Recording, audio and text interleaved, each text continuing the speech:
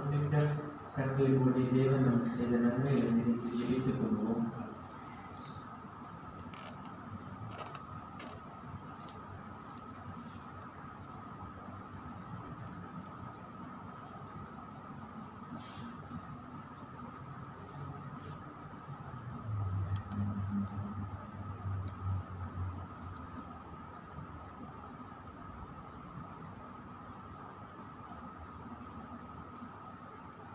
சங்கீதம் 100.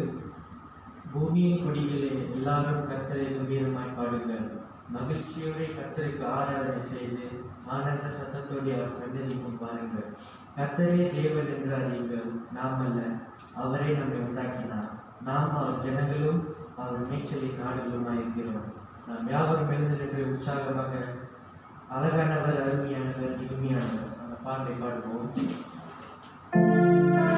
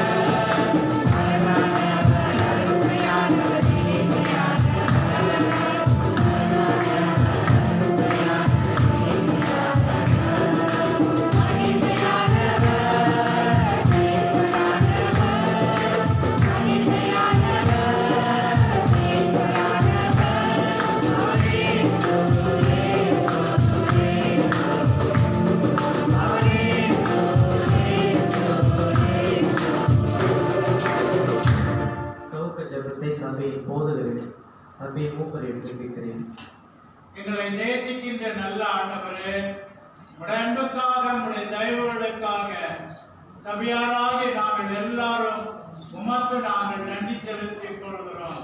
இந்த மாலை வேளையிலே ஆண்டவரே, ஒருமனப்பட்டவர்களாய் உம்முடைய ஆலய பிரகாரங்களிலே எங்களுடைய குடும்பமானது ஆண்டவரே பிரவேசிக்கத்தக்கதாக அவர்களுக்கு நீர் கொடுத்த சுகத்துக்காக, பலத்துக்காக உமக்கு நாங்கள் நன்றி செலுத்திக் கொள்கிறோம்.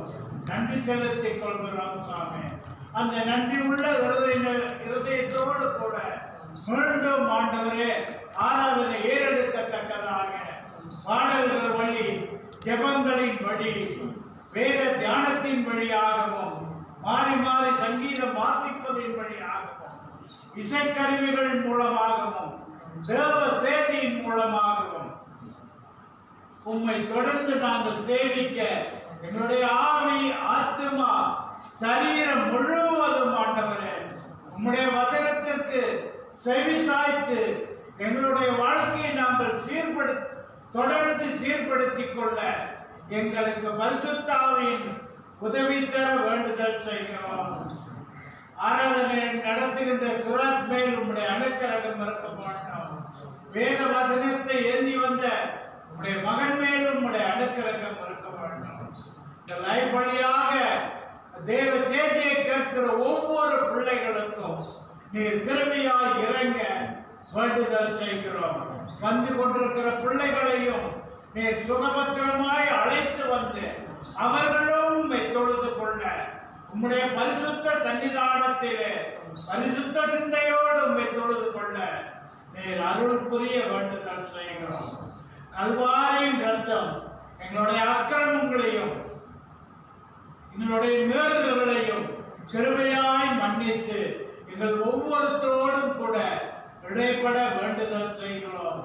ரத்தம் சிந்துதல் இல்லாமல் பாவ மன்னிப்பு ஒரு காலமும் உண்டாகாது என்று உம்முடைய வசனம் சொல்லுகிற பிரகாரம் ஆண்டவரே, நாங்கள் ஆலயத்திலே அமர்ந்திருக்கும் பொழுது எங்களுடைய இருதயமானது எங்களையே தாழ்த்தி உம்மை சேமிக்க உமக்கு எங்களுக்கு நீர் அருள் புரிய வேண்டுதல் செய்கிறோம். குற்றம் குறைகளை மன்னியும். கிறிஸ்துவின் வல்ல நாமத்தில் ஜெபிக்கிறோம் பிதாவே. ஆமென். அமர்கள் அடுத்த பாடலாக கிறிஸ்துவுக்குள் வாழுமே அந்த பாடலை பாடுவோம்.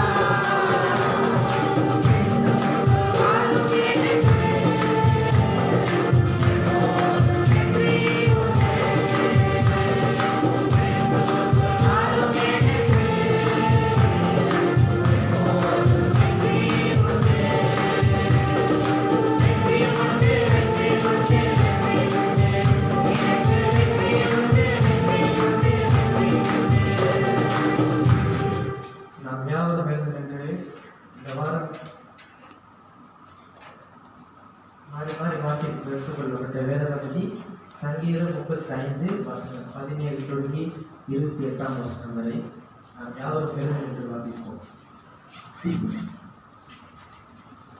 சங்கீதம் 35 17 தொடங்கி 28 வரை.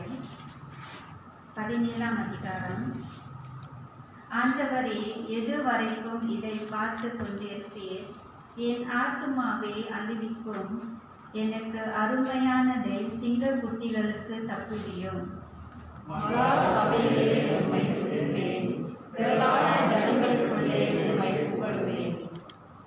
வீணாய் எனக்கு சத்துருக்களானவர்கள் என் நிமித்தம் சந்தோஷியாமலும் முகாந்தரம் இல்லாமல் என்னை பகைக்கிறவர்கள் கண் சிமிட்டாமலும் இருப்பார்களாக.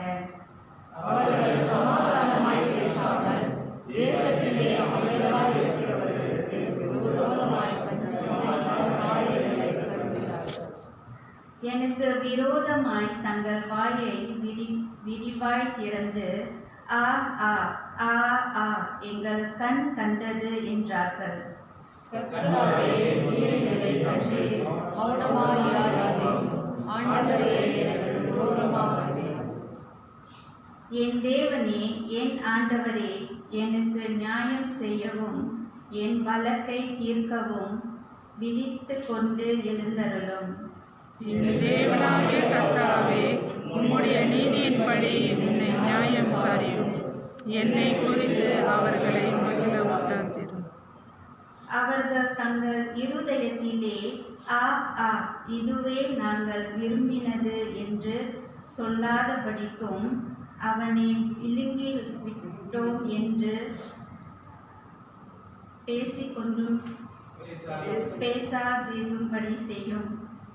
எனக்கு நேரிட்ட ஆபத்துக்காக சந்தோஷிக்கிறார்கள். ஏகமாய் வெட்டினானே எனக்கு விரோதமாய் வெட்கத்தாலும் லட்சியம்.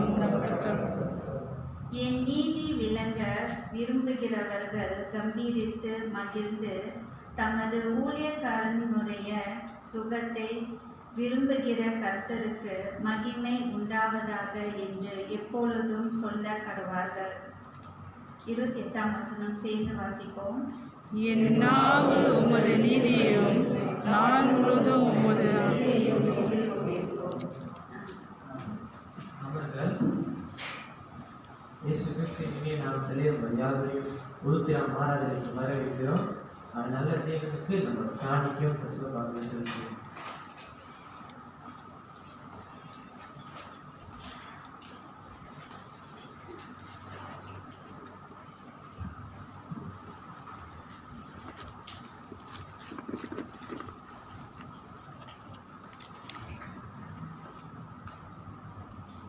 பூலோகத்தை பார்க்கிறோம்.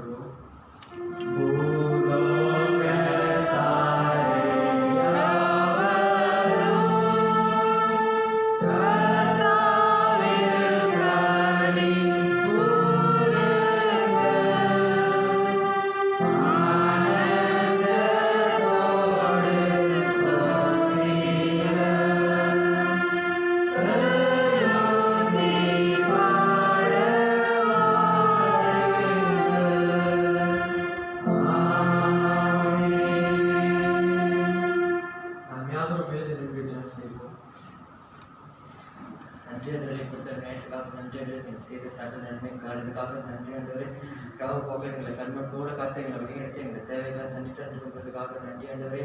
ஒவ்வொரு நாளும் எங்களுக்கு தேவைப்படுற எங்களுக்கு நல்ல ஆகாரமோடு எங்களுக்கு தந்து கொண்டிருக்கிறதுக்காக உங்களை நன்றி சொன்னாண்டவரே. புதிய நாளில் கொடுத்த ஸ்பாங்க ஒருத்தர் இந்த இடத்துல கொடுத்ததுக்காக அந்த அன்பும் கிருபைக்காக உங்களை நன்றி சொன்னாண்டவரே.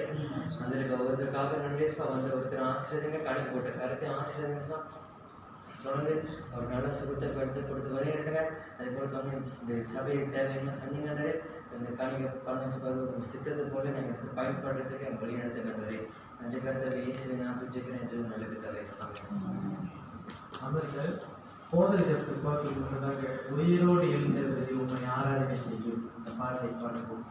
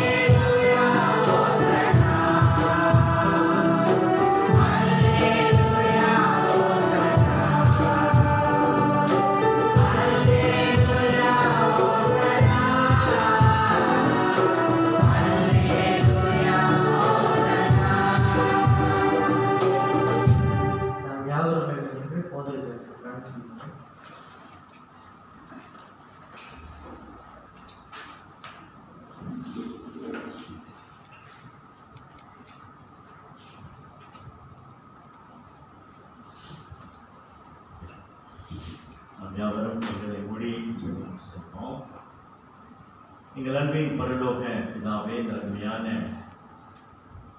நாளுக்காக நாங்கள் நன்றி செலுத்துகிறோம். கர்த்தாவே, நீ நல்லவர், நீ கிருபை நிறைந்த தேவனுமாக இருக்கிறது. நாமம் மேலான நாமம், நாமம் அதிசயமான நாமம். கர்த்தாவே, நீ மகத்துவங்களை நடப்பிக்கிற தேவன், நீ அதிசயங்களை செய்கிற தேவன். உடைய கிருபையினாலே எங்களை நடத்துகிற தேவனாக இருக்கிறீர். அன்றுவரே, கண்மணி போல் எங்களை கிருபையாய் காத்து வந்த தயவுக்காக நாங்கள் நன்றி செலுத்துகிறோம். எங்கள் வாழ்க்கையிலே கர்த்தர் செய்த சகல உபகாரங்களுக்காக நாங்கள் நன்றி செலுத்துகிறோம். எண்ணில் அடைந்த நன்மையை செய்தவரே, உம்மை வாழ்த்துகிறோம், போற்றுகிறோம், துதிக்கிறோம். கர்த்தாவே, நீர் மகிமை நிறைந்த தேவன், மாட்சிமை நிறைந்த தேவன். எல்லா துதிகர மகிமையும் உமக்கு ஒருவருக்கே நாங்கள் செலுத்துகிறோம். எங்கள் தேவனே, உடைய ஜனமாகிய எங்கள் மேல் உடைய கண்ணம் வைத்து எங்களுக்கு ஆலோசனை தந்து நீதியின் பாதையில எங்களை நடத்துகிறவரே, உம்மை நோக்கி நாங்கள் பார்க்கிறோம். எங்களுடைய செபங்களை கர்த்தர் கேட்கிறவராக இருக்கிறீர். எங்களுடைய கண்ணீரை கர்த்தர் பார்க்கிறவராக இருக்கிறீர். எங்களுடைய வேண்டுதல்களை கர்த்தர் கேட்கிறவராக இருக்கிறீர். இப்பொழுதும் ஆண்டவரே, உம்முடைய இரக்கங்களை முன்னிட்டு கர்த்தாவே, எங்கள் மேல் கிருபையாய் இறங்கி எங்களுடைய பாவங்களை மன்னிக்க வேண்டுதல் செய்கிறோம். எங்களுடைய அக்கிரமங்கள், எங்களுடைய மீறுதல்கள் யாவையும் நீர் அறிந்த தேவனாக இருக்கிறீர். ஆண்டவரே, எங்களுடைய உள்ளந்திரியங்களை நீர் ஆராய்ந்து பார்க்கிற தேவனாக இருக்கிறீர். எங்களுடைய நாவின் சொல் பிரபாதத்திற்கு முன்னதாகவே ஆண்டவரே, எங்களுடைய பாவங்கள் என்னவென்று நீர் அறிந்திருக்கிறீர். இதோ இந்த வேலையிலே கர்த்தாவே, தலை குனிந்து நிற்கிறோம். இதோ எங்களுடைய பாவங்களை கர்த்தர் கிருபையாய் மன்னிக்க வேண்டுதல் செய்கிறோம். ஆண்டவரே கர்த்தாவே, இதோ இந்த வேலையிலே நோய்வாய்ப்பட்ட பிள்ளைகளுக்கு கர்த்தர் இறங்குவீராக. சரீரத்திலே பலவீனமாய் இருக்கிறவர்களுக்கு கர்த்தர் இறங்குவீராக. ஆண்டவரே, தாயார் பார்வதியை நாங்கள் நினைக்கிறோம். ஆண்டவரே, சகோதரி பிரசியை நாங்கள் நினைக்கிறோம். சகோதரி டேனிக்காக ஜெபிக்கிறோம். ஆண்டவரே, சகோதரி தாயார் சரஸ்வதிக்காக நாங்கள் ஜெபிக்கிறோம். சகோதரி ஏஞ்சலின்காக நாங்கள் ஜெபிக்கிறோம். ஆண்டவரே, இப்படியாக சகோதரி ஆறுமுகத்தை நாங்கள் நினைத்து பார்க்கிறோம். சகோதரி ராமநாதனுக்காக நாங்கள் வேண்டுதல் செய்கிறோம். கர்த்தாவே, இப்படியாக நோய்வாய்ப்பட்டிருக்கிற சகோதரி ராஜகோபாலுக்கும் நீங்கள் இறங்கி, ஏனாவுக்கு இறங்கி ஆண்டவரே, இந்த பிள்ளைகளை கர்த்தர் தொடுபடியாக நாங்கள் சொல்லுகிறோம். ஆண்டவரே, அவர்களுடைய சரீரத்தை கர்த்தர் குணமாக்குகிறவராக இருக்கிறேன். அவர்களுடைய பலவீனத்திலே கர்த்தருடைய பலன் அவர்களுக்கு தந்து அவர்களை வழிநடத்துகிற தேவனாக நீர் இருக்கிறீர். இப்பொழுதும் ஆண்டவரே, பவுலுக்கு அருளின அந்த கிருபை பலன் இதோ இந்த பலவீனப்பட்டு இருக்கிற பிள்ளைகளுக்கு கர்த்தர் அருளும்படியாக நாங்கள் வேண்டுதல் செய்கிறோம். ஆண்டவரே கர்த்தாவே, வாழ்க்கையில பலவிதமான சிரமங்களை எதிர்நோக்குகிற பிள்ளைகளுக்காக நாங்கள் ஜெபிக்கிறோம். ஆண்டவரே, நீரே கிருபையாய் இறங்கி அந்த பிள்ளைகளுடைய வாழ்க்கையிலே கர்த்தர் வெற்றியை கொடுக்க வல்லவராக இருக்கிறீர். கர்த்தரை எல்லா காலங்களிலும் அவர்கள் நோக்கி பார்க்க ஆண்டவரே நீ கிருபை பாராட்டும். தேவனே, குடும்பத்தை விட்டு சிங்கையிலே வேலை செய்து கொண்டிருக்கிற பிள்ளைகளுக்காக நாங்கள் ஜெபிக்கிறோம். அவர்கள் ஒவ்வொருவரையும் கர்த்தர் கண்ணோக்கி பார்க்கிறவராக இருக்கிறீர். அவர்களுடைய மனநிலையையும் கர்த்தர் ஒருவரை ஆராய்ந்து பார்க்கிறவராக இருக்கிறீர். அப்படியாக சுரேஷ்காக ஜெபிக்கிறோம், டேனிக்காக ஜெபிக்கிறோம், ஜான் கண்ணாவுக்காக ஜெபிக்கிறோம், யோசுவாவுக்காக நாங்கள் ஜெபிக்கிறோம், சிசிலியாவுக்காக நாங்கள் ஜெபிக்கிறோம், கோவிக்காக நாங்கள் ஜெபிக்கிறோம். தேவனே, இந்த பிள்ளைகளை எல்லாம் கர்த்தர் கிருபையாய் நோக்கி பாரும். ஆண்டவரே, அவர்கள் விட்டு சென்றிருக்கிற குடும்பங்களையும் தொடர்ந்து கர்த்தர் வழிநடத்த, உற்சாகப்படுத்த, தொடர்ந்து அவர்களும் நீதியின் பாதையிலே நடக்க கர்த்தர் எல்லா கிருபையும் பாராட்டுகிறார்கள். ஆண்டவரே, இப்படியாக உம்முடைய காக்கும் கரம் இங்கே வேலை செய்கின்ற ஒவ்வொரு பிள்ளைகள் மேலும் இருப்பதாக. முதலாளி கண்களிலிருந்து அவர்களுக்கு தயவு கிடைக்க பண்ணி கொடுக்கப்பட்ட தேவன் அருளிய அந்த வேலைகளை அவர்கள் கரிசனையோடு, உற்சாகத்தோடு, பயபக்தியோடு செய்ய, வேலையிடத்திலே வருகிறதான எல்லா விதமான போராட்டங்களை அவர்கள் ஜெயிக்கும்படியாக கர்த்தாவே நீர் அவர்களுக்கு உதவி செய்ய வேண்டுதல் செய்கிறோம். உம்முடைய பிரசன்னம் அவர்களை சூழ்ந்து கொள்ளும்படியாக நாங்கள் வேண்டுதல் செய்கிறோம். ஆண்டவரே, சோதனைக்கு உட்பட பண்ணாமல் தீமையை நின்று அவர்களை ரட்சித்துக் கொள்ளும்படியாக நாங்கள் ஜெபிக்கிறோம். ஆண்டவரே, இந்த வாரத்திலே பிறந்த நாளை நினைவு கூறுகிற பிள்ளைகளுக்காக நாங்கள் ஜெபிக்கிறோம். ஆண்டவரே, செல்வராணிக்காக நாங்கள் ஜெபிக்கிறோம். உம்முடைய கிருபை தொடர்ந்து இந்த மகன் மேல் இருப்பதாக. ஆண்டவரே, இம்மட்டும் கர்த்தருடைய கரம் இந்த மகன் மேல் இருந்து வந்ததுக்காக நாங்கள் நன்றி செலுத்துகிறோம். ஆண்டவரே, ஆனந்துக்கு நல்ல ஒரு மனைவியாகவும் தொடர்ந்து கர்த்தாவே பிள்ளைகளுக்கு நல்ல ஒரு தாயாகவும் இந்த மகனை நடத்தி வருகிறீர். அதற்காக நன்றி. வருகின்ற காலங்களிலே கர்த்தருடைய அனுக்கிரகம், கர்த்தருடைய வழிநடத்துதல் இந்த மகளுக்கு பூரணமாய் விளங்கச் செபிக்கிறோம். ஆண்டவரே, எல்லா காரியங்களிலும் கர்த்தரை மகிமைப்படுத்தும்படியாக கர்த்தாவே நீர் உதவி செய்யும்.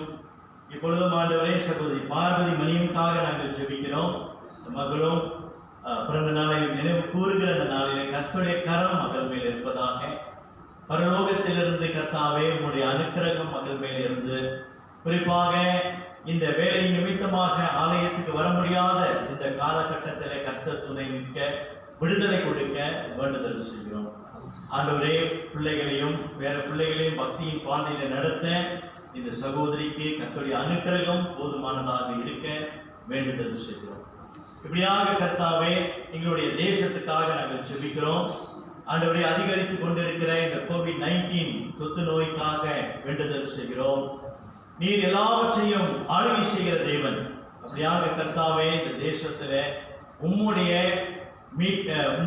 கிறிஸ்து இயேசுவின் விலையேற பெற்ற இரத்தத்தினால் பாவம் மன்னிக்கப்பட்ட பிள்ளைகள், மீட்டெடுக்கப்பட்ட பிள்ளைகள் இம்மட்டும் காக்கப்பட்டு வருவதற்காக நாங்கள் நன்றி செலுத்துகிறோம்.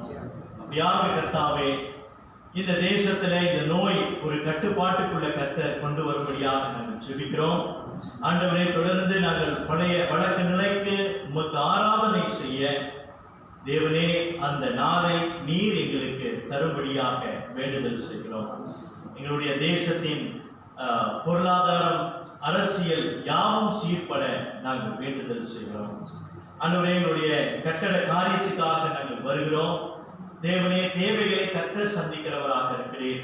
தொடர்ந்து கர்த்தாவே உம்முடைய பிள்ளைகளோட உள்ளத்துல கர்த்தர் கிரியை செய்ய நாங்கள் தொடர்ந்து உற்சாகமாய் கொடுக்க கர்த்தர் கிருபை பாராட்டும். ஆண்டவரே, இந்த கட்டடம் கட்டுவதற்கான எல்லா காரியங்களையும் கர்த்தாவே நீரே சந்திக்க, நீரே காரியங்களை வாய்க்க பண்ண, யாருடைய கண்களில் எல்லாம் தயவு கிடைக்க வேண்டுமோ அவர்களுடைய கண்களில் இருந்து துரிதமாய் எங்களுக்கு தயவு கிடைக்க பண்ண நாங்கள் வேண்டுதல் செய்கிறோம். யாக கர்த்தாவே நீரே இறங்கி வழி நடத்த வேண்டுதல் செய்கிறோம். நாளைக்கும் கர்த்தாவே கூலாய் கும்மாஸ்ல நடக்கிற ஆராதனைக்காக நாங்கள் ஜெபிக்கிறோம். அனுக்கிரகம் இந்த ஆராதனைகளிலே இருக்க, ஊழியங்களிலே இருக்க, ஊழியம் செய்கின்ற ஒவ்வொருவர் மேலும் கர்த்தருடைய கரம் இருக்க நாங்கள் வேண்டுதல் செய்கிறோம். மீண்டுமாக கர்த்தாவே உங்களுடைய அன்பின் கரத்திலே எங்களை வைக்கிறோம். எங்களுடைய தனிப்பட்ட தேவைகள், குடும்பத்தின் தேவைகளை கர்த்தர் ஒருவரை அறிந்திருக்கிறேன். ஆண்டவரே, அந்த தேவைகளுக்கு தக்கதாக கர்த்தரைகளுக்கு இறங்கி தேவைகளை சந்திப்பீராக. ஆண்டவரே கர்த்தாவே, இப்பொழுதும் உடைய வார்த்தையை நாங்கள் தியானிக்க வந்திருக்கிறோம். தேவனே, எங்களுடைய இருதயங்களையும் எங்களுடைய சிந்தைகளையும் எங்களுடைய காதுகளையும் நாங்கள் மந்தமாக்காதபடிக்கு, கடினப்படுத்தாதபடிக்கு உடைய வார்த்தையை தாழ்மையோடு கூட நாங்கள் ஏற்றுக்கொண்டு தேவனே நீ விரும்புகின்ற வனமான வாழ்க்கை நாங்கள் வாழும்படியாக எங்களுக்கு கற்றுத்தரும்படியாக நாங்கள் சொல்கிறோம். நீர் பேசும் பொழுது உடைய வார்த்தைக்கு நாங்கள் செவி கொடுக்க வேண்டும். அப்படியாக கர்த்தாவே பேசுகிற அடியேன் மேலே கர்த்தருடைய கிருபை இருக்க செபிக்கிறேன். அடியேனை மறைத்து கர்த்தாவே நீர் பேசுகிறார்கள். உம்முடைய வார்த்தை, உம்முடைய வார்த்தையானது உம்முடைய ஜனங்களுடைய உள்ளத்திலே திரிகை செய்வதா. மீண்டுமாக எங்களுடைய குற்றம் குறைகளை கர்த்தர் மன்னித்து தேவனே எங்களை கிருபையாய் இந்த வசனத்தை கொண்டு பேசுகிறார்கள். இயேசு இன்ப நாமத்திலே இந்த ஜெபத்தை எடுக்கிறேன் ஜீவனுள்ள நல்ல பிதாவே, ஆமென். அமர்கிறேன்.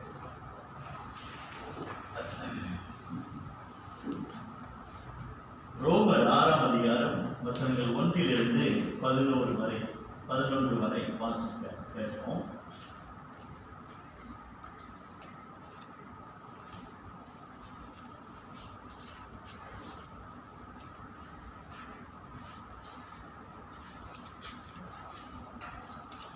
ரோமர் 6ஆம் அதிகாரம் வசனம் 1 தொடங்கி 11 வரை.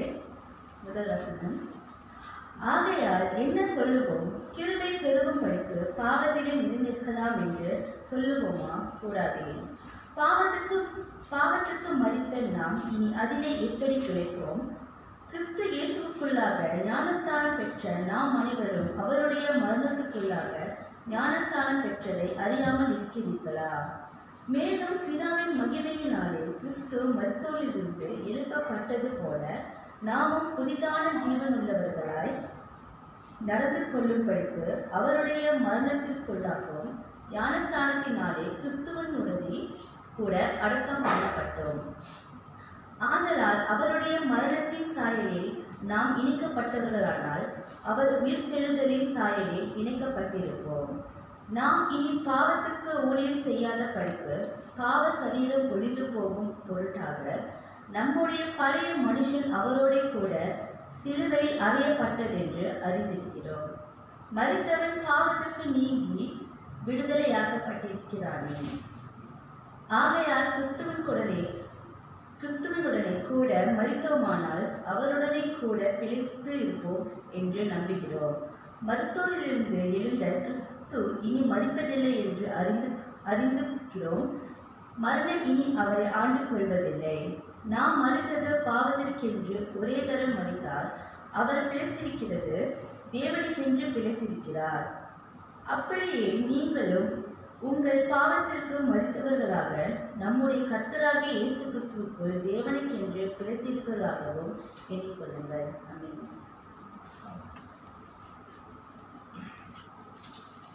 பிரியமானவர்களே, தேவ பிள்ளைகளாகிய நாம் ஜெயம் கொள்கிற வாழ்க்கையை நாம் வாழ வேண்டும் என்று தேவன் விரும்புகிறார். ஜெயமுள்ள கிறிஸ்தவன், அதுதான் இன்றைக்கு செய்தியின் தலைப்பு. ஜெயமுள்ள கிறிஸ்தவன், the victorious Christian. இன்றைக்கு தேவ பிள்ளைகளுடைய வாழ்க்கையிலே ஜெயம் அப்படின்னு சொல்லும் பொழுது இன்னைக்கு அநேக விதமான காரியங்களை குறித்து நாம் ஜெயம் பெற வேண்டும் என்று சொல்ல கேட்டிருப்போம். போராட்டங்களிலே நாம் ஜெயிக்க வேண்டும், வேலை இடத்துல போராட்டங்கள் நாம் ஜெயிக்கணும், வாழ்க்கையில வருகின்ற சவால்களை நாம் ஜெயிக்கணும்,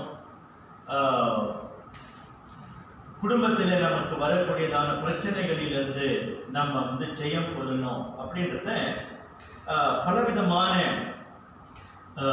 காரியங்களை குறித்து ஜெயம் கொள்ள வேண்டும் என்று சொல்லப்படுகிறது. ஆனால் விசுவாசிகளுடைய வாழ்க்கையில எது பெரிய ஜெயம் அப்படின்னு நம்ம சொல்லும் பொழுது பாவத்திலிருந்து நாம் வெற்றி பெறுவது, பாவத்திலிருந்து நாம் ஜெயம் கொள்வதே அதுவே மகத்தான ஒரு ஜெயமாக இருக்கிறது.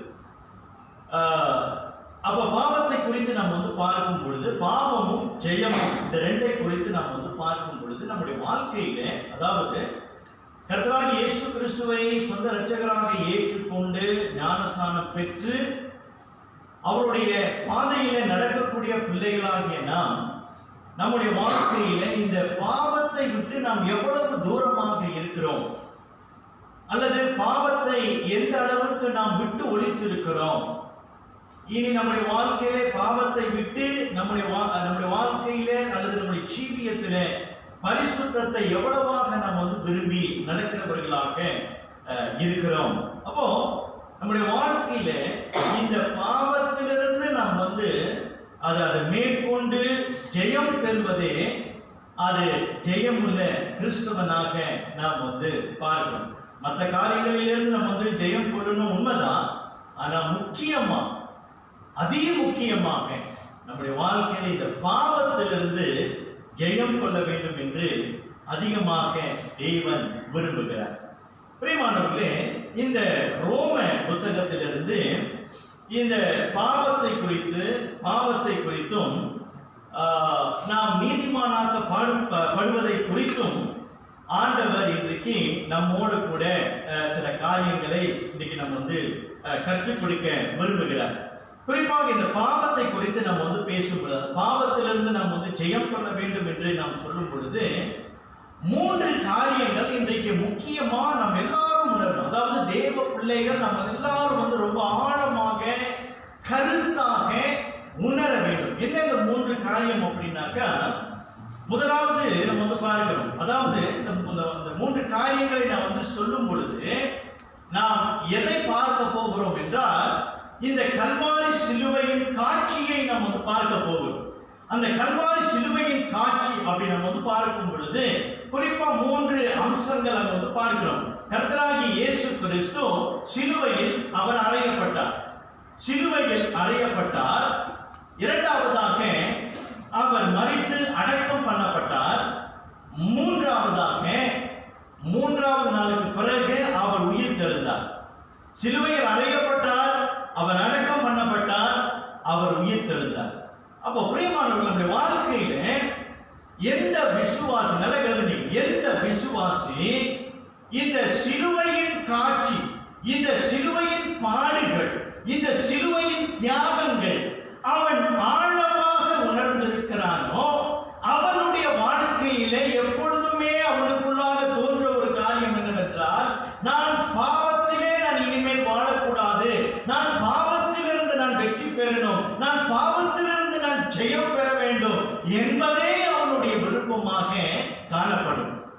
அப்போ ஒவ்வொரு விசுவாசியுடைய வாழ்க்கையில அந்த சிலுவையின் காட்சி அது எப்பொழுதுமே கண்ணுக்கு முன்னதாக இருப்பது மாத்திரமல்ல, அது தனக்குள்ளாகவே அது ஜீர்ணித்துக் கொண்டிருக்கிற ஒரு அனுபவமாக அவனுடைய வாழ்க்கையில காணப்பட வேண்டும் என்று பார்க்கிறோம்.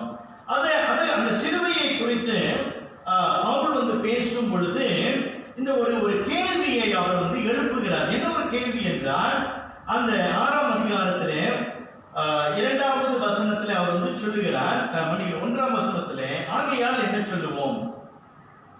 கிருபை பெருகும்படிக்கு பாவத்திலே நிலை நிற்கலாம் என்று சொல்லுவோமா?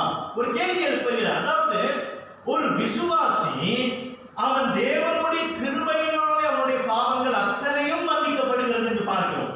அவனுடைய கடந்த கால பாவங்கள், நிகழ்கால பாவங்கள், வருங்கால பாவங்கள் அத்தனையும் கர்த்தராகிய இயேசு கிறிஸ்து கல்வாரி சிலுவையில் அவனுக்கு மன்னித்து விட்டார். அப்போ இந்த ரோம கிறிஸ்தவர்களுக்குள்ளாக இருக்கிற ஒரு கேள்வி என்னவென்றால், கர்த்தராகிய இயேசு கிறிஸ்து என் பாவங்களை மன்னித்து விட்டாரே, அப்போ இனிமேல் அவனுக்கு பாவம் செய்யலாம் தானே? பாவம் செஞ்சாக்க கர்த்தர் என்னை மன்னிக்க போகிறார். 1 யோவான் 1ஆம் அதிகாரம் 9 அங்க வந்து வசனம் என்ன சொல்லுகிறது? பாவங்களை நாம் அறிக்கையிட்டால் அவர் மன்னிக்கிறார். கர்த்தராகிய இயேசு கிறிஸ்து மன்னிக்கிறார். அப்ப என்ன, நம்ம தொடர்ந்து பாவம் செய்யலாமே? அப்போ பவுல் வந்து அந்த கேள்வி தான் எழுப்புகிறார். இன்னைக்கு நீ வந்து கிறிஸ்தவனா வந்து இருந்தியானா நீ தொடர்ந்து பாவம் செய்யலாமா? தொடர்ந்து பாவம் செய்யலாமா அப்படின்ற ஒரு கேள்வி எழுப்பும் பொழுது அந்த கேள்வி அவரே எழுப்பி அதற்கு பதிலும் கொடுக்கிறார். என்ன பதில் கொடுக்கிறாரு? கிருபை பெருகும்படிக்கு பாவத்திலே நிலை நிற்கலாம் என்று சொல்லுவோமா? அதுக்கு பதில் என்ன கொடுக்கிறாரு? கூடாதே அப்படின்னு சொல்றாரு. பாவத்திலே நீ நிலை நிற்க முடியாது அப்படின்னு அவர் வந்து சொல்றார். அப்ப அந்த முடியாது அப்படின்னு சொல்லிட்டு அவர் 3 காரியங்களை அவர் வந்து அதுக்கு ஆதாரமாக எழுப்புகிறார். அதுதான் அந்த சிலுவையின் காட்சி. அந்த 3 காரியங்கள் என்ன? கல்வாரி சிலுவையில கர்த்தராகிய இயேசு கிறிஸ்து சிலுவையில் அறையப்பட்டதும், அவருடைய அடக்கம் பண்ணப்படுதலும், அவருடைய உயிர் தெழுதலும். சரி, இந்த 3 காரியங்களையும் நாம் பார்ப்போம். இங்க வசனம் சொல்கிறது 2ஆம் வசனத்திலே, பாவத்துக்கு மரித்த நாம் இனி அதிலே எப்படி பிழைப்போம் என்று சொல்கிறார். அப்ப முதலாவது தேவ பிள்ளைகள் என்று சொல்லும் பொழுது கர்த்தராகிய இயேசு கிறிஸ்து, மீண்டுமாக நான் சொல்லுகிறேன், கர்த்தராகிய இயேசு கிறிஸ்துவை மனதார ஏற்றுக்கொண்டவர்கள். நல்லா கவனிக்கணும். இன்றைக்கு கிறிஸ்துவை ஏற்றுக்கொள்கிறவர்கள் 2 சாரா இருக்காங்க. ஒண்ணு மெய்யாகவே மனம் திரும்பி கிறிஸ்துவை ஏற்றுக்கொள்கிறவர்கள். இவர்களுடைய வாழ்க்கையை நீங்க வந்து பார்த்தீங்கன்னாக்கா அந்த ரட்சிப்பின் அனுபவத்துக்குள்ளாக, அந்த ரட்சிப்பின் சந்தோஷத்தை அவர்களுக்குள்ளாக எப்பொழுதுமே காணும். அதுதான் அந்த மெய்யான மனம் திரும்புது. எல்லா பாவத்தையும் விட்டொழித்து அவர்கள் கிறிஸ்துவுக்காக வாழ்கிறவர்கள். இன்னொரு சாரார் இருக்காங்க. இவங்க எப்படி இயேசுவை வந்து ஏத்துக்குவாங்கன்னா, இந்த எப்படின்னாக்கா உணர்ச்சி பூர்வமான மனம் திரும்புதல். இவர்கள் தான் ரொம்ப கவனமா இருக்கணும். ஏன்னா இந்த உணர்ச்சி பூர்வமான மனம் திரும்புதல் வந்து இவங்களுடைய வாழ்க்கையில இந்த மெய்யான மனம் திரும்புதல் இருக்காது. அதனால அவங்க தொடர்ச்சியாக அந்த பாவத்தை குறித்து ஒரு அக்கறை இருக்காது. பாவத்தை குறித்து அதுல இருந்து மனம் திரும்பணும் என்ற ஒரு எண்ணம் வந்து இருக்காது. அவங்களுடைய கிறிஸ்துவ ஜீவியத்துல ஒரு அனலும் இருக்காது, ஒரு குளிரும் இருக்காது. அப்புறம் காலத்துக்கு ஏற்ற வண்ணமாக அவர்கள் வந்து வாழ்வாங்க. அப்புறம் சில சூழ்நிலைகள் எழும்பும் பொழுது பழைய வாழ்க்கை எப்படி இருந்ததோ அந்த பழைய இதுக்கு அவங்க வந்து திரும்பி போயிடுவாங்க. இதெல்லாம் வந்து உணர்ச்சி பூர்வமான மனம் திரும்புதல் என்று பார்க்கிறோம். இங்கே பவுல் வந்து பேசுகிறார். யாரை குறித்து பேசுகிறார்? இந்த மெய்யாக மனம் திரும்பினவர்கள் தொடர்ந்து பாவத்துல அவர்கள் இருக்கலாமா? அதுக்கு அவர் சொல்றாரு கூடாது. ஏன் கூடாது அப்படின்னாக்கா, முதலாவது அவன் வந்து அந்த விசுவாசி வந்து என்ன உணர்றான்னா, நான் கிறிஸ்துவோடு கூட மரித்தேன். I am dead with Christ. நான் கிறிஸ்துவோடு கூட மரித்தேன் அப்படின்னு அவன் உணர்றான். இன்னைக்கு சிலுவையின் காட்சியை நம்ம வந்து பார்க்கும்போது கர்த்தராகிய இயேசு கிறிஸ்து ஒருவர் தான் சிலுவையில தொங்கிக் கொண்டு அவர் மரித்தார் அப்படின்னு நம்ம வந்து அதுதான் பார்த்துக்கிட்டு இருக்கிறோம். ஆனா பிரியமானவர்களே, பவுல் என்ன சொல்றாரு? அந்த கல்வாரி சிலுவையில கர்த்தராகிய இயேசு கிறிஸ்து அவர் தொங்கி அவர் மரிக்கும் பொழுது நீயும் அவரோடு கூட மரிக்கிற அப்படின்னு பவுல் சொல்லுகிறார். நீயும் கிறிஸ்துவோடு கூட சிலுவையில மரிக்கிற, அதுதான் வந்து சொல்றாரு. பாவத்துக்கு மரித்த நாம் இனி அதில் எப்படி பிழைப்போம் அப்படின்னு சொல்றார். நீ வந்து மரித்து நீ வந்து அடக்கம் பண்ணப்பட்ட, எப்படி கிறிஸ்து சிலுவையிலே மரித்து அவர் அடக்கம் பண்ணப்பட்டாரோ அதே போல நீ மரித்து அடக்கம் பண்ணப்பட்டேன் அப்படின்னு இயேசு சொல்றார். அப்போ விசுவாசிகளாகிய நாம் என்ன உணரணும்னா, நான் இயேசு கிறிஸ்துவை ஏற்றுக்கொள்ளும் பொழுது நான் கிறிஸ்துவோடு கூட மரித்து அடக்கம் பண்ணப்பட்டேன். அதுக்கு 2 உதாரணத்தை அவர் வந்து கொடுக்கிறார் பவுல். ஒன்று, ஞானஸ்நானத்தை குறித்து பேசுகிறார். 3ஆம் வசனத்திலே வாசிங்க. கிறிஸ்து இயேசுவுக்குள்ளாக ஞானஸ்நானம் பெற்ற நாம் அனைவரும் அவருடைய மரணத்துக்குள்ளாக ஞானஸ்நானம் பெற்றதை அறியாமல் இருக்கிறீர்களா? அவருடைய மரணத்துக்குள்ளாக ஞானஸ்நானம் பெற்றதை அறியாமல் இருக்கிறீர்களா? அப்ப எதுக்கு நீ வந்து ஞானஸ்நானம் எடுத்தீங்க? பிரியமானவர்களே, ஞானஸ்நானம் என்பது ரொம்ப ரொம்ப முக்கியம். நம்ம வந்து நினைக்க கூடாது ஞானஸ்நானம் வந்து ஏதோ ஒரு அங்க சபையில வந்து ஒரு அங்கத்தினர் ஆயிட்டோம், அதனால நம்ம வந்து செத்த பிறகு நமக்கு வந்து நல்ல ஒரு இடத்துல வந்து அடக்கம் பண்ணணும். இல்ல, அதுக்கு மட்டும் இல்லை ஞானஸ்நானம். ஞானஸ்நானம் வந்து முக்கியமா என்ன அடையாளம் காண்பிக்கிறது? நான் கிறிஸ்துவோடு கூட மரித்து அடக்கம் பண்ணப்பட்டேன். அதுதான் நம்ம வந்து பார்க்கிறோம். ஞானஸ்நானம் தெளிப்பு, அந்த தெளிப்பு, அது அந்த முழிப்பு, அது முழுக்கு, சரிங்களா? அதை நம்ம வந்து பார்க்கணும். அது என்ன காண்பிக்குது அப்படின்னாக்கா, அந்த தண்ணீர் வந்து அந்த ஞானஸ்நானம் அப்படின்னு சொல்லும் பொழுது அந்த தண்ணீரை நம்ம வந்து இருக்கும் பொழுது நம்ம என்ன பார்க்கிறோம் என்றால், நாம் கிறிஸ்துவோடு கூட நாம் வந்து மரித்து அடக்கம் பண்ணப்பட்டு இருக்கிறேன். அப்படின்னா அந்த பாவத்தின் தூண்டுதலுக்கு நான் வந்து செத்து போயிட்டேன். அந்த prompting of sin, I'm dead to the prompting of sin. பாவத்தினுடைய தூண்டுதலுக்கு நான் வந்து மரித்து போயிட்டேன். அப்ப பாவம் செய்யும்படியான எல்லா விதமான தூண்டுதல் என்னுடைய வாழ்க்கைக்கு வரும் பொழுது எனக்கு வந்து உணர்வு கிடையாது. ஏனென்றால் நான் கிறிஸ்துவோடு கூட அடக்கம் பண்ணப்பட்டேன். அதுதான் அந்த எபேசியர் 2:1 நம்ம வந்து வாசிக்கிறோம். அக்கிரமங்களினாலும் பாவங்களினாலும் மரித்தவர்களாய் உங்களை உயிர்ப்பித்தார் அப்படின்னு சொல்லுகிறது. அதாவது இந்த அக்கிரமங்களினாலும் பாவங்களினாலும் மரித்தவர்களாய் இருந்த நீங்க வந்து அக்கிரம பாவத்துல வந்து மரிச்சீங்க. நீங்க பாவத்துக்கு வந்து உணர்வு இல்லாமல் இருந்தீங்க. ஆனா இப்போ என்ன பார்க்கணும்னா, நீங்க வந்து அவரோடு கூட அடக்கம் பண்ணப்படுறீங்க. அப்ப அந்த அடக்கம் பண்ணப்படும் பொழுது அந்த பாவத்தின் தூண்டுதலுக்கு நாம் வந்து செத்தவர்களாக இருக்கிறோம். அந்த பாவ தூண்டுதல் நம்முடைய வாழ்க்கையில அது வந்து அடக்கம் பண்ணப்பட்டது அப்படின்னு சொல்லுகிறது. அப்புறம் இன்னொரு உதாரணத்தை அவர் வந்து கொடுக்கிறாரு. வசனம் 5 நம்ம வந்து வாசிக்கிறோம். அதனால் அவருடைய மரணத்தின் சாயலில் நாம் இணைக்கப்பட்டவர்களானால் அவர் உயிர்த்தெழுதலின் சாயலிலும் இணைக்கப்பட்டிருப்போம் அப்படின்னு சொல்கிறார்.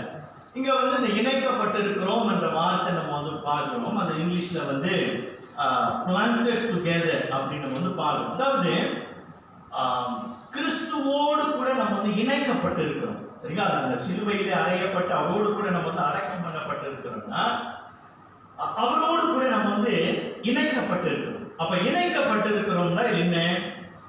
அந்த கர்த்தராகிய இயேசு கிறிஸ்துவோடு கூட அந்த பாவத்தை சுமந்து அவர் சிலுவையில மரித்து அவர் வந்து அடக்கம் பண்ணப்பட்டாரு. அப்ப அவரோடு கூட நம்ம வந்து இணைக்கப்பட்டிருக்கிறோம் என்றால் அந்த பாவ சுமையோடு கூட நாமும் அந்த பாவ தூண்டுதலுக்கும் அந்த பாவத்தின் மேல இருக்கக்கூடியதான எல்லா ஆசா பாசங்களும் அதெல்லாம் வந்து அடக்கம் அவரோடு கூட நம்ம வந்து அடக்கம் பண்ணப்பட்டு இருக்கிறோம் என்று நம்ம வந்து பார்க்கிறோம். அப்படின்னா கர்த்தராகிய இயேசு கிறிஸ்து அவர் அடக்கம் பண்ணப்பட்டார் அப்படின்னு சொல்லும் பொழுது நம்ம என்ன உணரணும்னா நாமும் அவரோடு கூட அடக்கம் பண்ணப்பட்டு இருக்கிறோம்.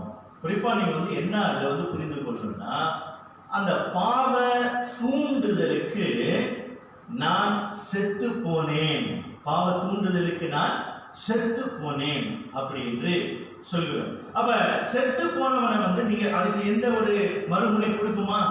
செத்து போன எவனுமே அவன் வந்து மறுமொழி கொடுக்க முடியாது, எந்த உத்தரவும் கொடுக்க முடியாது.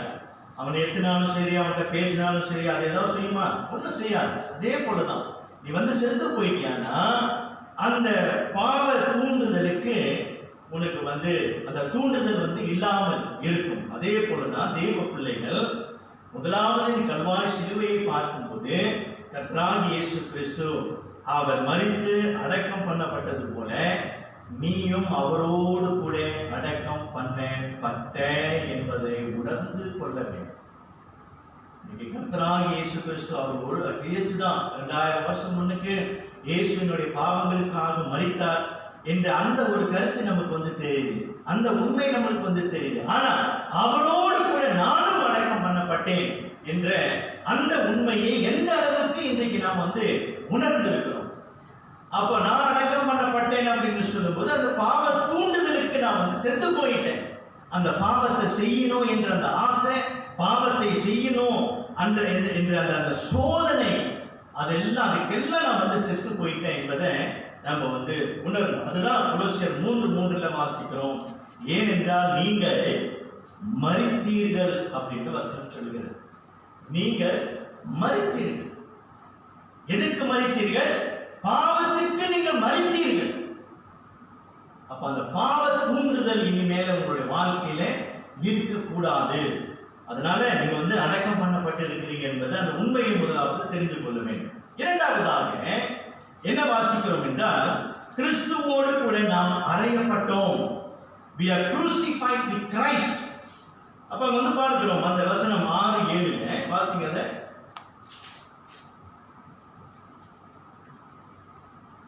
ரோமர் 6:7 நாம் இனி பாவத்துக்கு ஊழியம் செய்யாதபடிக்கு பாவ சரீரம் ஒழிந்து போகும் பொருட்டாக நம்முடைய பழைய மனுஷன் அவரோடு கூட சிலுவையில் அறையப்பட்டதென்று அறிந்திருக்கிறோம்.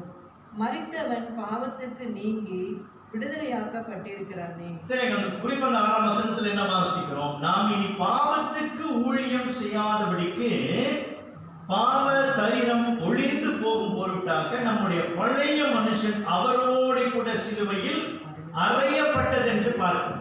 இப்போ நம்முடைய பழைய மனுஷன் என்றால் யாரு? கர்த்தராகிய இயேசு கிறிஸ்துவை நாம் ஏற்றுக்கொள்வதற்கு முன்னதாக நம்முடைய பழைய மனுஷன் என்று பார்க்கிறோம். அப்ப அந்த பழைய மனுஷன் அவருடைய வாழ்க்கை எப்படி இருந்தது என்று எபேசியர் 2ஆம் அதிகாரத்திலே நம்ம வந்து வாசிக்கிறோம். அதை வாசிச்சிருங்க. எபேசியர் 2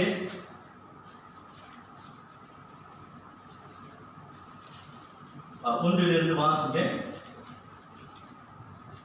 எபேசியர் 2:1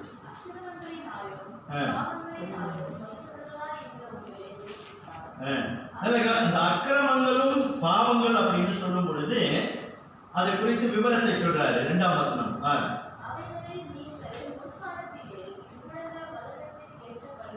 இந்த உலக வழக்கத்துக்கு ஏற்றபடி இந்த உலகம் உடைய வாழ்க்கை எப்படி இருந்ததோ அதற்கு ஏற்ற வண்ணமாக நீங்க வந்து வாழ்ந்து கொண்டிருந்தீங்க. விக்கிரகங்களை வணங்கி கொண்டு தெய்வத்தை தேடாம நீங்க வந்து வணங்கி கொண்டு இருந்தீங்க. அப்புறம்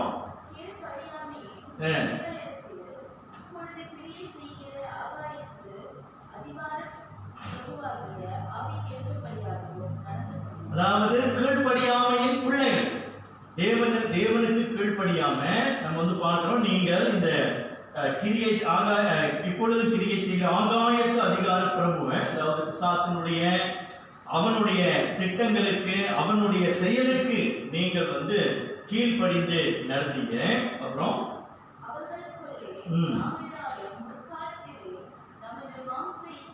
நமது மாம்ச இச்சையின்படியே நடந்தோம். சரிங்களா? அதாவது சரீர விருப்பம் என்ன? சரீர விருப்பம் அப்படின்னு சொல்லும் பொழுது அந்த கோபம், வைராக்கியம், சண்டை, விரோதம், இதெல்லாம் நம்ம வந்து பார்க்கிறோம். இதெல்லாம் மாம்ச இச்சை நம்ம வந்து பார்க்கிறோம். இதன்படியே நம்ம வந்து நடந்தோம். அப்புறம் நமது மாம்சமும் மனசும் விரும்பினவைகளை செய்து தேவன் கடவுள் எதை விரும்புகிறாரோ அதை செய்யாம நமக்கு என்ன விருப்பமோ அதை தான் நம்ம வந்து செய்து கொண்டிருந்தோம். அப்புறம்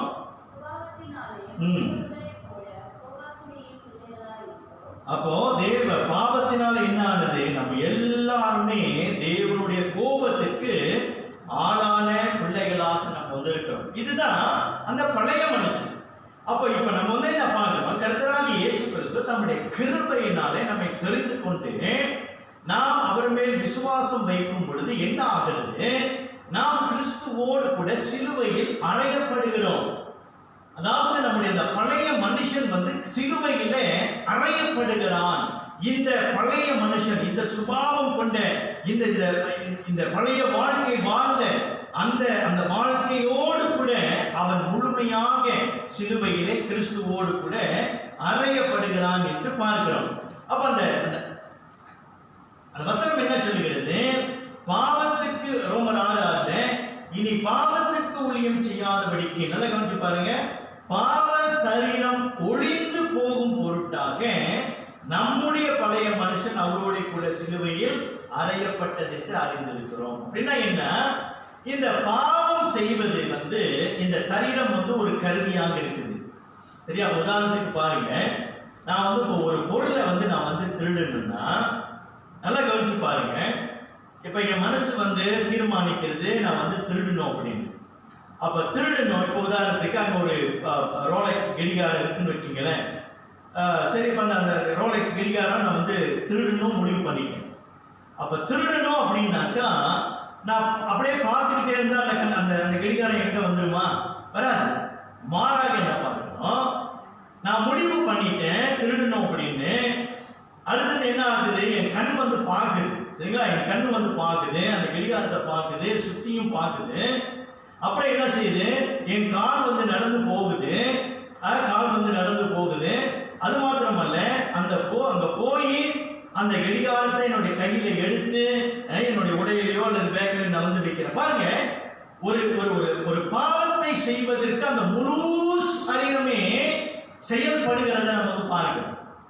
அப்போ இந்த பாவ சரீரம் ஒழிந்து போகும் பொருட்டாக நம்ம என்ன பார்க்கிறோம்? அந்த பழைய மனுஷன் சிலுவையில கிறிஸ்துவோடு கூட அறையப்பட்டான் என்று பவுல் வந்து சொல்லுகிறார். அப்போ என்ன? அந்த பாவம் செய்யக்கூடியதான அந்த கெட்டு போன அந்த மனுஷன் அல்லது அந்த பழைய மனுஷன் அல்லது அந்த பாவத்தை தீமையை செய்யக்கூடியதான அந்த பழைய மனுஷன் இப்பொழுது சிலுவையிலே கிறிஸ்துவோடு கூட அறையப்படுகிறார். அப்ப கிறிஸ்துவோடு கூட அவன் வந்து அறையப்பட்டான் என்றால் அந்த பழைய மனுஷன் அதோடு முடிஞ்சது. அந்த பழைய மனுஷன் சிலுவையில் அறையப்பட்டு அடுத்ததான் வந்து அடக்கம் பண்ணப்படுறான். அப்படின்னா அந்த பழைய மனுஷன், அந்த பழைய வாழ்க்கை எல்லாமே முடிஞ்சு போச்சு, எல்லாமே முடிந்து போனது. அந்த சரீரம் வந்து கிறிஸ்துவோடு கூட சிலுவையில் வந்து அறையப்பட்டதுனால இனி அடுத்தது நம்ம வந்து பார்க்க போகிறோம், ஒரு புதிய மனுஷனாக நம்ம வந்து இருக்கணும்.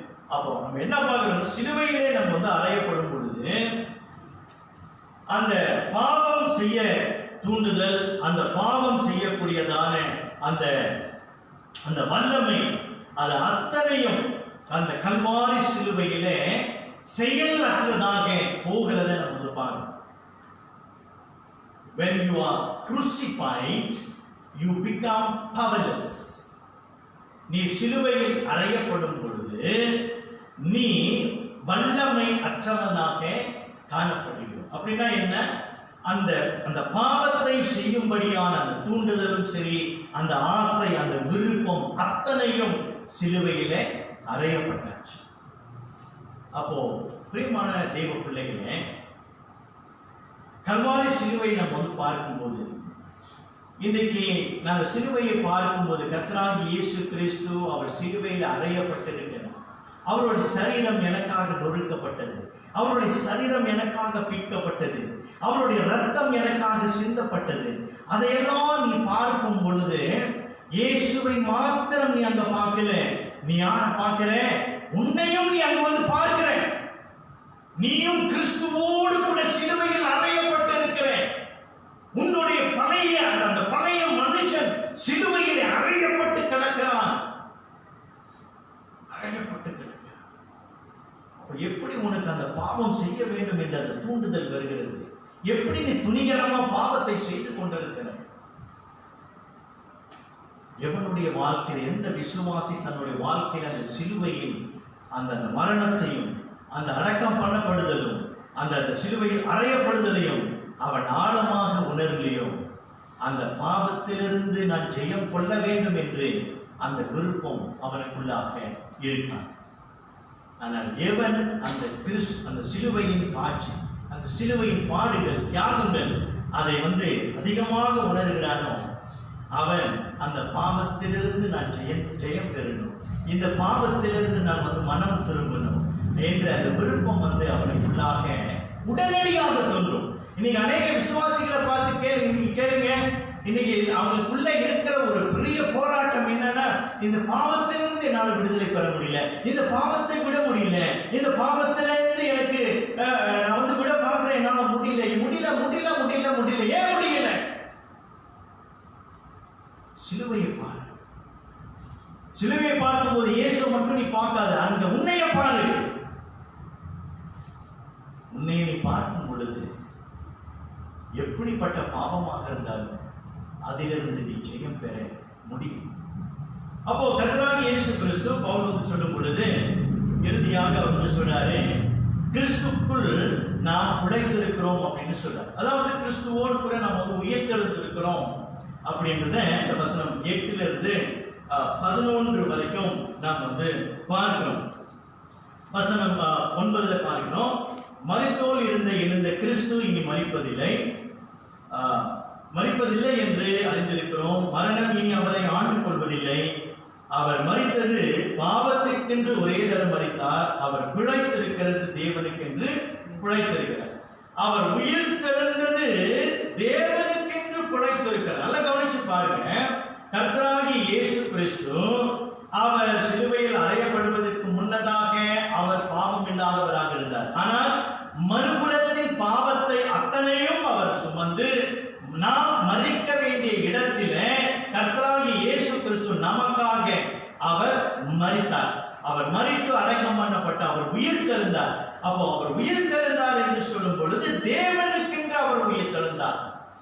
மகிமையான சரீரத்தோடு புதிய சிருஷ்டியாக, நாம் புது சிருஷ்டியாக இருக்கும்படியாக அவர் உயிர் தெழுந்தார் என்று பாருங்கள். அப்போ பழைய மனுஷன் ஒழிந்து புதிய சிருஷ்டியாக நாம் எழுப்பப்படுகிறோம்.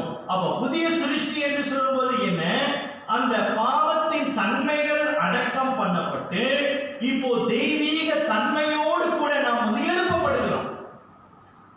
அப்ப தெய்வீக தன்மையோடு கூட எழுப்பப்படுகிறோம் என்று சொல்லும் பொழுதுதான் தேவனுக்கென்று நாம் பிழைத்திருக்கிறோம். இப்போ நீ வாழ்வது யாருக்காக வாழ்ற?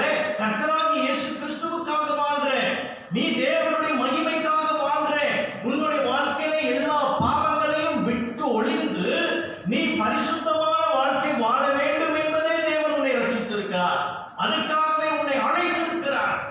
இனி பாவத்தை நீ ஜீவித்துக் கொண்டிருக்கணும். நீ பாவத்தை தொடர்ந்து செய்யும்படியாகவே தேவன் உன்னை அழைக்கல. உனக்குள்ள அந்த போராட்டம் இருக்கிறது, உனக்குள்ள அந்த சோதனைகள் வரும். ஆனாலும் நீ ஜெயம் கொள்ளுகிறவனாக தன்மை என்ன செய்யப்பட்டிருக்கிறது? விதைக்கப்பட்டிருக்கிறது. The divine nature has been planted into you. உனக்குள்ளாக அந்த தெய்வீக தன்மை. என்ன தெய்வீக தன்மை? கிறிஸ்து இயேசுவினுடைய தன்மையை பார்க்கிறோம். அந்த பாவம் இல்லாதவர் இப்போ உனக்குள்ளாக வாசம் செய்கிறார். அப்போ அந்த உயிர் தெழுதலில் நம்ம என்ன பார்க்கிறோம் என்றால், அந்த பாவங்கள் சாபங்கள் இனி நம்மை மேற்கொள்ளாதபடிக்கு கர்த்தராகிய இயேசு கிறிஸ்து அவர் உயிர் தெழுந்தார். மரணத்தையும் மரணத்தை ஜெயித்தார்.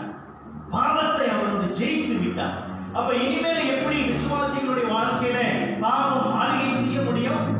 Sin cannot have dominion over us. பாவம் நம்முடைய வாழ்க்கையில ஆளுகை செய்ய முடியாதுங்க. அப்புறம் எப்படி நம்ம கேள்விக்கு நம்ம சொல்லுகிறோம், ஐயோ இந்த பாவம் என்னால விட முடியல, எப்படி நம்ம சொல்றோம்? அப்ப அப்படின்னா நம்ம சொல்லணும்னா நம்ம கேட்க வேண்டிய கேள்வி எல்லாம் என்னன்னா, மெய்யான மனம் திரும்புதலுக்குள்ள நம்ம வந்திருக்கிறோமா? மெய்யான மனம் திரும்புதலுக்குள்ள நம்ம வந்திருக்கோம் இல்ல உணர்ச்சி பூர்வமான மனம் திரும்புதல் நம்முடைய வாழ்க்கையில இருக்கிறதா? பிரியமானவர்களே, கல்வாரி சிலுவையில கர்த்தராகிய இயேசு கிறிஸ்து நம்மளுடைய பாவங்களை சுமந்து அவர் மரித்து அடக்கம் பண்ணப்பட்டவர், உயிர் தெழுந்தார்.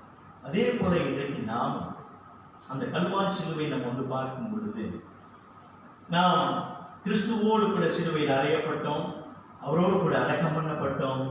இப்போ அந்த பழையவைகள் எல்லாம் ஒளிந்து இப்போ நாம் புதிய மனுஷனாக நாம் ஜீவிக்கிறோம். இன்னைக்கு நீங்களும் நான் கேட்க வேண்டிய ஒரு கேள்வி என்னன்னா, மெய்யாகவே இந்த புதிய மனுஷனை தரித்தவர்களாக நாம் வாழ்ந்து கொண்டிருக்கிறோம்? வசனம் சொல்கிறது, அந்த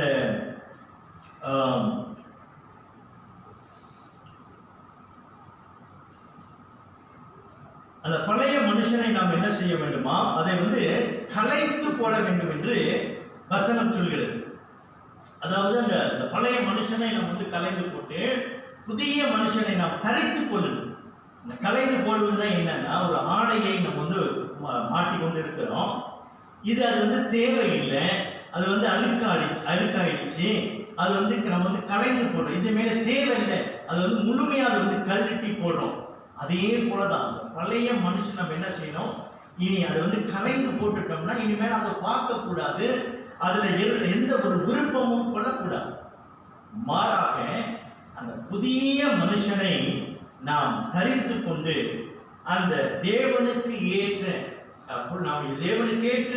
தேவனுக்காக நம்ம பிழைத்திருப்பது போல நம்முடைய வாழ்க்கையில அந்த பரிசுத்தத்தையே நாம் விரும்பி நடக்கிறவர்களாக நாம் அப்ப பிரேமாவை நம்ம நேரம் பார்க்கிறோம். நான் சிலுவையில் அறையப்பட்டேன், இயேசுவோடு கூட அறையப்பட்டேன், நான் அவரோடு கூட அடக்கம் பண்ணப்பட்டேன், நான் அவரோடு கூட உயிர் தெரிந்தேன். என்னங்க பேசிக்கிட்டு இருக்கிறீங்க? இதெல்லாம் எப்ப நடந்துச்சு? 2000 வருஷம் முன்னாடி இயேசு தான் செஞ்சிட்டாரு. இப்ப நான் எப்படி நீங்க சொல்றீங்க? பிரேமானவர்களே, வசனத்தை வாசித்து முடிப்போம். கலாத்தியர் 2:20 வாசிங்க.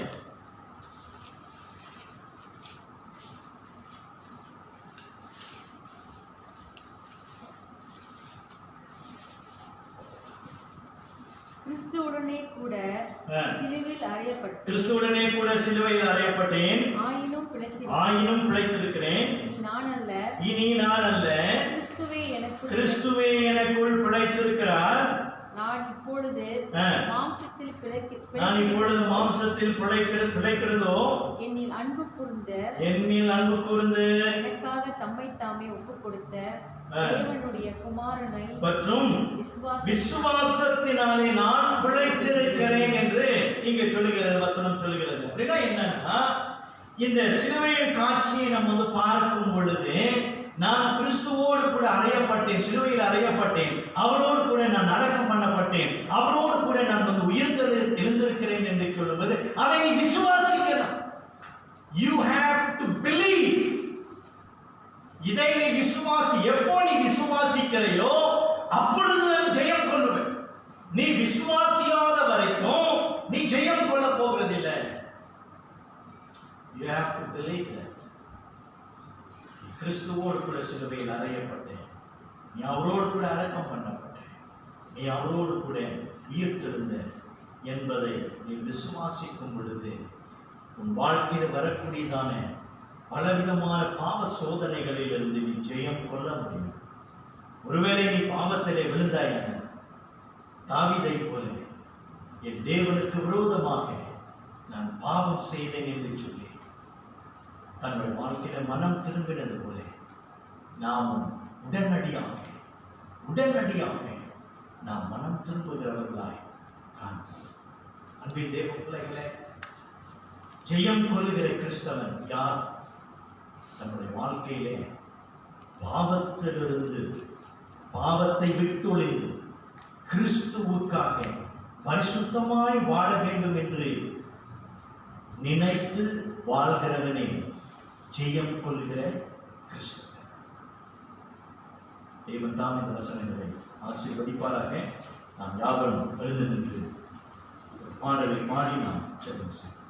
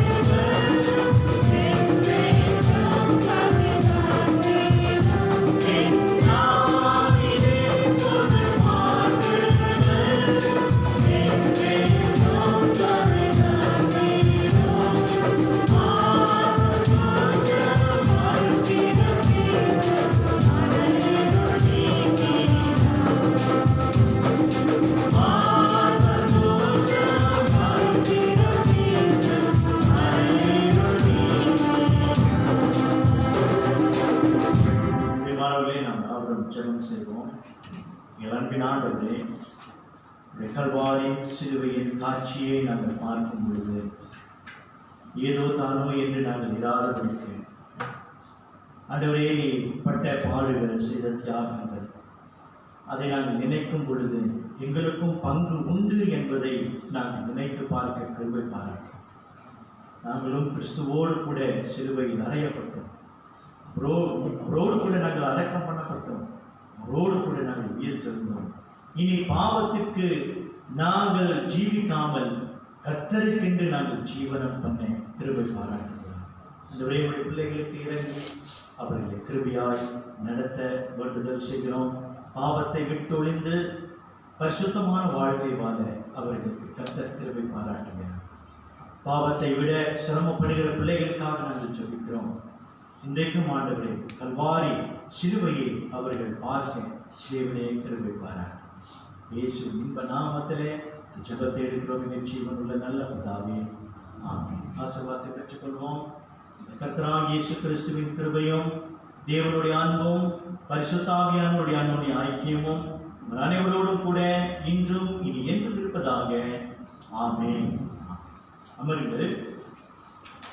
அறிவிக்க வேண்டிய காரியங்கள். வருகின்ற புதன்கிழமை நமக்கு வேத தியானம் இருக்கிறது. கொலோசியர் புத்தகத்தை நம்ம தியானித்து வருகிறோம். மீண்டுமாக சபையாரை நான் உற்சாகப்படுத்துகிறேன். வாங்க, இந்த ஒரு வேத தியானத்தில் கலந்து கொள்ளுங்க. உங்களுக்கு அது பிரயோஜனமாக இருக்கும். ஏன்னா இந்த காலகட்டத்தில் வருகிறதான பலவிதமான சவால்கள், விசுவாசிகளுக்கு வரக்கூடிய சவால்கள், போராட்டங்கள், இதிலிருந்து நம்ம எப்படி ஜெயம் கொள்ள வேண்டும் அப்படின்றத நம்ம படித்துக் கொள்ள முடியும். அதனால வேத தியானத்தில் கலந்து கொள்ளுங்க. தேவனுடைய ஆசீர்வதிப்பாராக. இரண்டாவதாக பாஸ்டர் சுரேஷ்குமாருடைய தம்பி நான் சொன்னேன், போன வாரம் அறிவிச்சேன். கணேஷ் பேரு, அவருக்கு கேன்சரு. அவருக்கு இந்த பண உதவி நம்ம செய்யவிருக்கிறோம். அதனால அடுத்த மாதம் முதல் வாரம், அடுத்த மாதம் நவம்பர் முதல் வாரத்தில் நம்ம பணம் வசூலிக்கவிருக்கிறோம். யாரும் வற்புறுத்தல. உங்களுக்கு தெரியும், ஒரு கேன்சர்னா பெரிய பெரிய செலவு உங்களுக்கு வந்திருக்கும். இலங்கையில நமக்கு தெரியும், விலைவாசிகள் அதிகம். சுரேஷ்குமார் அவர் போதகராக இருக்கிறாரு, பெரிய சம்பளம் இல்லை.